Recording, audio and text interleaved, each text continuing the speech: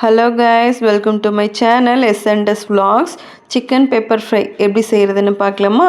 வாங்க பார்க்கலாம். இதுக்காக ஒரு கடாயில் 2 டீஸ்பூன் அளவுக்கு மிளகு, 1.5 டீஸ்பூன் அளவுக்கு ஜீரகம், 1.5 டீஸ்பூன் அளவுக்கு சோம்பு, 2 சின்ன துண்டு அளவுக்கு பட்டை, 4 கிராம்பு, 2 ஏலக்காய், 4 காஞ்ச மிளகாய் போட்டு எண்ணெயெல்லாம் எதுவுமே சேர்க்காமல் நல்லா வறுத்து ஆற வச்சு பவுடர் பண்ணி எடுத்து வச்சுக்கலாம்.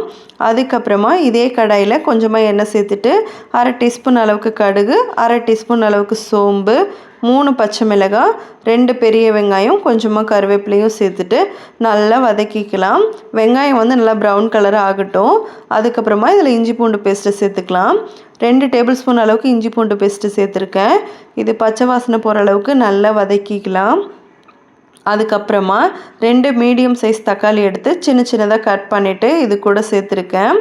சேர்த்ததுக்கப்புறமா இதுக்கு தேவையான அளவுக்கு கல்லுப்பு, அதுக்கப்புறம் 1/4 டீஸ்பூன் அளவுக்கு மஞ்சள் தூள் சேர்த்துட்டு நல்லா கிளறி விட்டுக்கலாம். வெங்காயம் தக்காளி நல்லா கிரேவி மாதிரி வதங்கி வரட்டும்.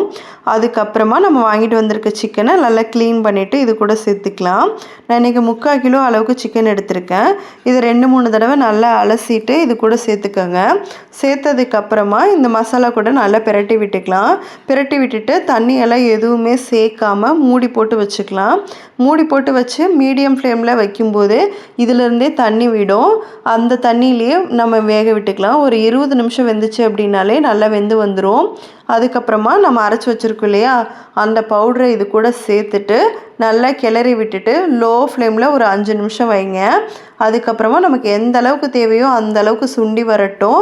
வந்ததுக்கப்புறமா நம்ம ஆஃப் பண்ணிக்கலாம். ஆஃப் பண்ணுறதுக்கு முன்னாடி கை நிறைய கொத்தமல்லி இலை தூவிட்டு ஆஃப் பண்ணோம் அப்படின்னா நல்லா வாசனையாக இருக்கும். இது சப்பாத்தி கூடலாம் வச்சு சாப்பிடும்போது ரொம்பவே அருமையாக இருக்கும். உங்களுக்கு இந்த வீடியோ பிடிச்சிருந்துச்சு அப்படின்னா நீங்களும் ட்ரை பண்ணி பாருங்கள். மறக்காமல் லைக் பண்ணிவிட்டு சப்ஸ்கிரைப் பண்ணிவிட்டு பக்கத்தில் இருக்க பெல் ஐக்கானையும் கிளிக் பண்ணிவிடுங்க. பாய்.